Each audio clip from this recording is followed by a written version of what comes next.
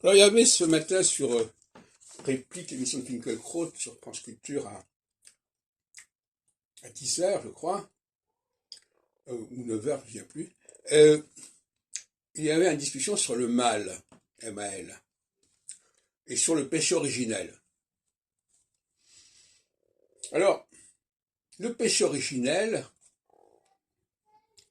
j'ai montré assez clairement, est lié au schisme entre le royaume du Sud, la monarchie davidienne du Sud de Jérusalem, et les populations vassalisées, sinon esclaves, du Nord, qui auraient voulu à la fois se libérer de ce joug, d'où la notion de sortie d'Égypte, d'où toute la discussion avec le pharaon, let my people go, etc., ou bien qui auraient voulu l'égalité entre les deux. C'est toujours cette dualité qu'on retrouve d'ailleurs entre la France et l'Algérie avant l'indépendance. Soit vous nous laissez partir, soit vous nous donnez les mêmes droits.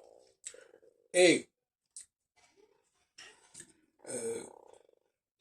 ces gens qui ont discuté là justement à l'émission de Finkielkraut, lui, ils n'ont pas mis l'accent sur cet événement historique et qui a donné lieu au péché originel, qui a donné lieu à la faute. Pourquoi? Parce que en rompant avec la monarchie davidienne, ils ont abouti à une autre religion. Et ils se sentent coupables quelque part. Ils ont voulu à tout différents moments être réhabilités.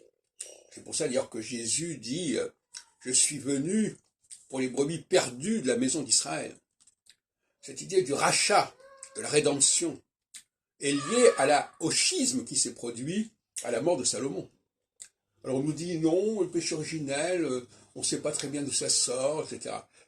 Cette incapacité à étudier correctement le récit biblique par-delà ce qui peut être complètement imaginaire, comme par exemple justement la sortie d'Égypte, qui est elle-même imaginaire, puisqu'elle s'explique justement par la volonté de s'émanciper du joug de la monarchie méridionale.